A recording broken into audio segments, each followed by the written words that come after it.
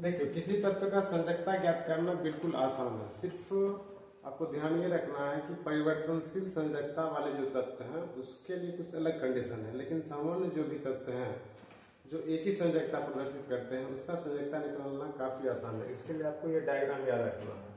सबसे पहला चीज आपको जो पता रहना चाहिए वो पता रहना चाहिए, वाहितम कक्षा के इलेक्ट्रॉन की संख्या, वाहितम कक्षा में कितने इलेक्ट्रॉन। दूसरा जो आपको याद रखना है वो होता है त्याग या ग्रहण किए गए इलेक्ट्रॉनों की संख्या। और फिर आपको मिल जाएगा क्या, फिर आपको मिल जाएगा संयोजकता। तो कैसे ज्ञात करेंगे, चलिए करते हैं शुरू। कोई भी तत्व क्या कर सकता है, उसके वाहितम कक्षा में एक इलेक्ट्रॉन हो सकता है। इस तत्व के वाहितम कक्षा में कितना इलेक्ट्रॉन हो सकता है, तो एक इलेक्ट्रॉन हो सकता है, या दो इलेक्ट्रॉन हो सकता है, दो इलेक्ट्रॉन हो सकता है, तीन हो सकता है, चार हो सकता है, 5, 6, 7 और 8। बस यही कंडीशन है, इतना इलेक्ट्रॉन रहेगा।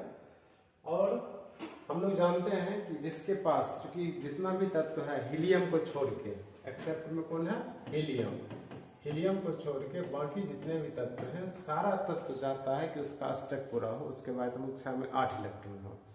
तो 8 इलेक्ट्रॉन पूरा करने के लिए 3 चीज वो कर सकता है, या तो त्याग कर सकता है, या तो ग्रहण कर सकता है, या तो इलेक्ट्रॉन का क्या कर सकता है, या तो इलेक्ट्रॉन का साझा कर सकता है। 3 चीज कर सकता है। तो जिसके वाहितम कक्षा में एक इलेक्ट्रॉन रहेगा, जिस तत्व के वाहितम कक्षा में एक इलेक्ट्रॉन रहेगा वो क्या करेगा, वो एक इलेक्ट्रॉन का त्याग करेगा। वाहितम कक्षा में अगर 2 इलेक्ट्रॉन है तो 2 इलेक्ट्रॉन का त्याग करेगा, 3 इलेक्ट्रॉन है तो 3 इलेक्ट्रॉन का त्याग करेगा।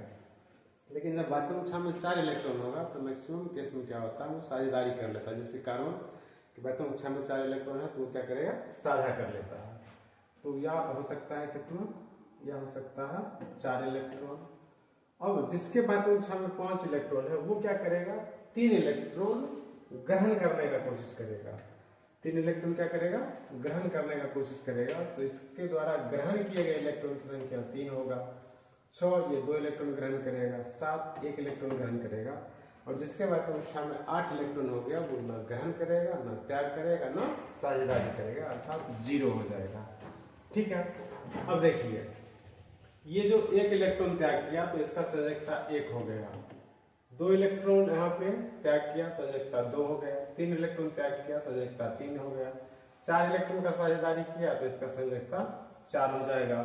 3 इलेक्ट्रॉन का यहाँ पे क्या किया, यह 3 इलेक्ट्रॉन ग्रहण किया तो 3 हो जाएगा, और इसका 2 हो जाएगा, 1 हो जाएगा, 0 हो जाएगा। इस प्रकार से आप निकाल सकते हैं किसी तत्व की संयोजकता। एक एग्जाम्पल आपको दिखा देते हैं, एक एग्जाम्पल लेते हैं। यहाँ पे एक एग्जाम्पल जो है वो ले रहे हैं किसका, तो सोडियम का एग्जाम्पल लेते हैं। सोडियम के वाहितम कक्षा में 11 इलेक्ट्रॉन होता है। इसका इलेक्ट्रॉनिक विन्यास होता है 2 8 1।